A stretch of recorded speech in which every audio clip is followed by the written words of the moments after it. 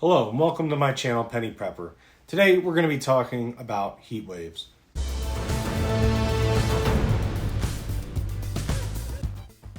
Before we get too far into it, I'm going to ask that you click the like button, subscribe if you're into emergency preparedness, the outdoors, and just learning any new skills. Like I said, we're going to be discussing heat waves today. I'd like you to imagine this situation. I'm sure it's not going to be too far off until the very end. So imagine that you're sitting on your bed or on your couch. You're partially paying attention to the YouTube video that you clicked on because it's your favorite channel, or maybe just somebody that you follow and you're just doing your obligatory channel watch. So as you let it play, you're actually not paying attention. You're playing a little bit of Call of Duty on your phone, and Alexa dings and said that there's a new notification. Of course, you ignore it again, because it's the fifth one in a week, and all it's been all week is about thunderstorms or the air quality alerts, so you don't pay it any mind. So you pause the video, walk downstairs, make a bowl of Chef Boyardee, and as you watch the bowl go around, you notice the lights flicker for a moment. You pause, you stare up, nothing happened, everything's still working, and then all of a sudden, the microwave winds down. Lights go out, silence. So that's not the scary part. The scary part comes later when you start to realize, oh, the air conditioning is no longer blowing, or you no longer have cell service. You may start to realize that there's a lot of common amenities that during a heat wave are basically life essential. A heat wave on its own isn't necessarily a bad or scary thing. It's when you start to realize that you're connected to a grid, and every single one of those people that is using air conditioning or the water supply, that all puts strain on the grid. And the hotter it gets, the more strain it puts. So really, the heat wave isn't the worst part. It's when the grid fails and you're dealing with the heat wave. So you might be thinking, what can you do before heat wave strikes to get yourself ready? Well, first of all, take a real assessment. Are there any health risks of you or anybody that you know or love in your household who a heat wave and or power outage may affect? Also, are you able to contact your local power company and let them know that you do have these medical conditions? Letting them know that, you can actually be put on a list and have priority for your electricity, either to be restored or getting more electricity too. So these options are going to be more about the, what do you do about the heat? Well, that's easy. There's so many common amenities. There's air conditionings that you can, air conditioning units that you can put in your windows. There's the ability to have a fridge and a freezer that you could either pull out an ice pop or put ice cubes into water or use them to cool yourself down. You can have water stored, having a pool, using a shower, a cold shower to cool yourself down. And then there's also other things like having trees and shade in your yard, making sure that your, what are they called? Swamp coolers. I've never built one, but uses ice and a fan.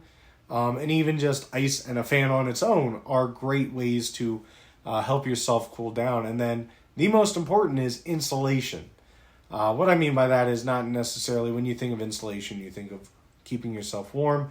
But in this case, having your home properly insulated, the windows, it basically, if you have cool air inside, it makes sure that the cold air doesn't get out and hot air doesn't get in. Also, another thing that you can do to prepare for a heat wave is going to be making sure that you have a generator on standby and the proper fuel. Now, that doesn't necessarily help you for the heat wave, but it helps with the grid if it were to go down. All right, it happens. The heat wave hits and you don't know what to do. You're going to stay inside and you're probably going to stay nice and cool in the air conditioning.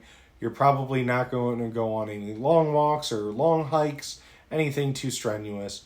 And that's really the best thing that you can possibly do.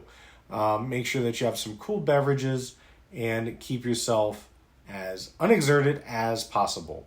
But what are you going to do if there is an issue, or maybe say you don't have air conditioning or you do lose power? Well, the first thing to do is going to be, if you lose power, get a battery-powered radio. What you're going to do with that is turn it on and try to listen to as many channels as you can. Most of them are going to be broadcasting about where you can go. There's shelters. You can always go to a hospital if you don't know of any cooling shelters. Also finding anywhere with shade, water, taking water, putting it on a towel, putting that on yourself, even wetting your clothes, taking a cold shower if water's still flowing. But most importantly, staying hydrated, staying cool, and also replacing electrolytes as you sweat. So if you have some sort of electrolyte beverage like Gatorade or Pediasure, not Pediasure, maybe it is, the electrolyte version that they have. I know that they've been pretty popular, so get something like that in you and try to stay as hydrated as possible. So something that I learned from some of my friends who have lived in Puerto Rico is that they are very used to tropical storms coming and knocking out their power. One of the things that you can do to make sure that your food doesn't spoil is try not to open your freezer or your refrigerator until you're absolutely ready to either cook a majority of the food or pull out a lot of it and use it. That's going to lead me into the next issue, and that is some complications from heat waves. First and foremost, a lot of times as the heat goes up, crime goes up with it.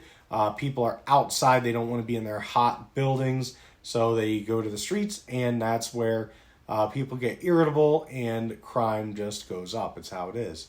Also, you have to worry about fire starting due to the low humidity, high heat, and also with that, droughts can start. You can have lack of water, power outages from the massive drain on the grid, civil unrest from that higher crime.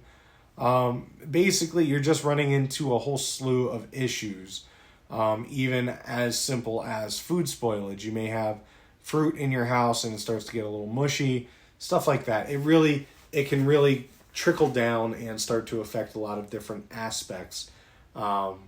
And I think probably one of the biggest ones is going to be heat-related illness. I actually made a video on heat-related illness. I started to touch on it. And if I do it right, I might be able to put the video here in a link. If it works, awesome, click it, check it out. If not, stand by for the rest of the video. Now, unfortunately, after a heat wave is over, that's pretty much it. There's not a whole lot you can really do. You need to wait for the power companies and the utility companies to restore whatever utilities were taken down during such an event. But really, the best that you can do, unless you have a generator, is wait. Also, the difference between a large city and out in the country or in the mountains, you're going to notice that there is typically at least a 10-degree heat difference, 10-degree difference in general. So whereas it might be 90 degrees out in the country, it very well may be 100, 105 in a city due to the asphalt and the construction retaining that heat. So my call to action for this video is going to be very simple. If you aren't sure or you need to, make an assessment, see if you would be able to go at least 3 days without power. And then if that power were to be out during something like a heat emergency, would you have the proper utilities or necessary materials to last those 3 days minimum? If not, start looking for other resources or places that you can go, whether that's a hospital, a homeless shelter, a fire department, wherever it needs to be. At least have that option that you can go there in an emergency to get those resources. That's all we have for today's video. If there's anything you would like to see in the upcoming videos, please comment and let me know. Stay safe and stay prepared.